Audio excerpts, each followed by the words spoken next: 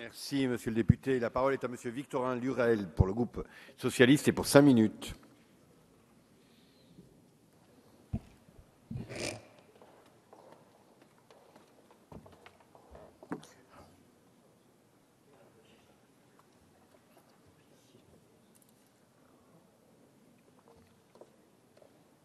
Monsieur le Président, Madame la Ministre, Monsieur le Président de la Commission, Monsieur le rapporteur, chers collègues, je crois que tout a été dit et au rang qui est le mien, ce n'est pas la peine de reprendre tous les propos qui ont été dits ici.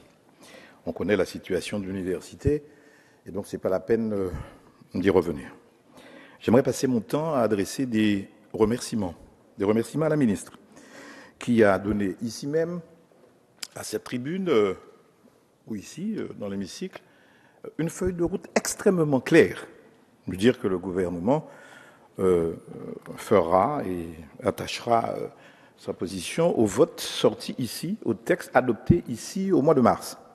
Ça, c'est clair et je me réjouis de cette position extrêmement claire. J'aimerais remercier ici les députés qui sont là, qui est dans une atmosphère, si j'ose dire, sereine, pour ne pas dire pacifiée, parce que en mars, ce n'était pas tout à fait la même ambiance. Et j'ai entendu, c'est vrai, des amalgames dénoncés ici par Serge Letchimy, et j'entends ici, quelque part, quelques excès.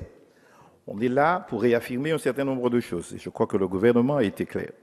La Guadeloupe et la Martinique, tous deux, nous tenons à l'unité universitaire, même si nous ne croyons pas à une unité qui serait autocratique, une unité qui serait de l'uniformité et qui empêcherait à la diversité de s'exprimer.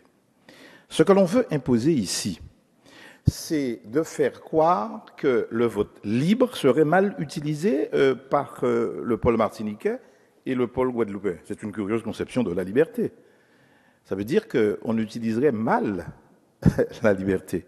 J'ai entendu ça ou j'ai lu ça dans des temps fort anciens, qu'on devrait faire l'apprentissage de la liberté. Je rappelle que c'est ce qui se passe aujourd'hui et que la Guyane est précisément partie parce qu'elle ne pouvait pas exprimer, si j'ose dire, son autonomie, ses desiderata, exprimer, si j'ose dire, les aspirations et les besoins de la Guyane. Et que c'est soupçonné, si j'ose dire, les administrateurs martiniquais, guadeloupéens, dans ce qu'ils décideront.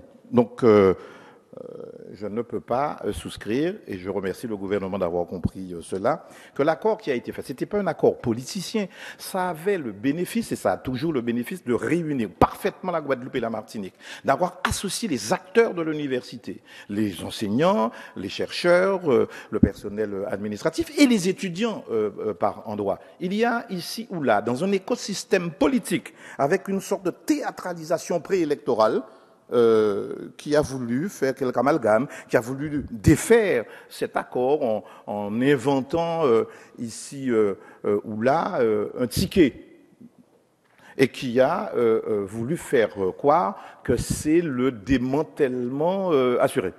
Je répète ici ce que nous avons signé, Serge Letchimy et moi-même, avec Joseph Manet, président du Conseil général de la Martinique, et Jacques Gillot, alors président du Conseil général de la Guadeloupe, que nous tenons à l'unité de l'Université des Antilles et que nous nous battons pour l'équité et pour que l'expression se fasse et que nous faisons confiance, je l'espère en tout cas, aux administrateurs. C'est la raison pour laquelle l'amendement sur la répartition budgétaire, tenant compte des surfaces, nous en avons fait le deuil parce qu'il y a le notamment dans le texte de dire que les administrateurs seront libres d'intégrer tous les critères avec les pondérations qu'ils auront choisies. Je remercie le président de la République d'être venu en Guadeloupe et en Martinique et de dire oui, il y aura 2 IUT. Je demande aux administrateurs de l'université de faire le plus vite possible pour créer ces 2 IUT. Un en Guadeloupe, l'autre en Martinique. Qu'il y aura une rallonge. Le président a entendu les doléances. C'était 600 000 euros. Tous nous y avons joué notre part. Ça a été 750 000 euros. Il faut le pérenniser. Je suis sûr que ce sera entendu. Par ailleurs, nous avons toujours dit que les collectivités continueront à accompagner, à condition que eh bien, on respecte le travail parlementaire. J'estime, moi, que c'est parfaitement le rôle des parlementaires qui sont là, et singulièrement des exécutifs régionaux et départementaux, de faire entendre leur voix et d'y mettre leur grain de sel. Quel est le problème? De se faire entendre. J'ai entendu les soupçons qui ont pesé sur nous. Je m'associe à ce que j'ai entendu. Je ne me fais pas d'illusions sur celles et ceux qui veulent se tirer la couverture. Il y a une affaire judiciaire, elle est en cours, et j'estime que c'est même indécent à certains de faire croire que si je n'étais pas là, cette affaire n'aurait pas éclaté. D'ailleurs, cette affaire poursuit son cours. Et moi-même, autorité de gestion, eh bien, j'ai déjà adressé un courrier à la présidente de l'université, j'ai reçu une réponse qui n'est pas satisfaisante. Donc on continuera. Et j'ai eu à dire ici que s'il y a des malversations, eh bien la justice est libre et fera son travail. Donc je voterai avec beaucoup de bonheur le texte présenté ici, soutenu par le gouvernement. C'est un bon texte. Merci, monsieur le rapporteur, pour le travail qui a été fait. Merci, monsieur le ministre.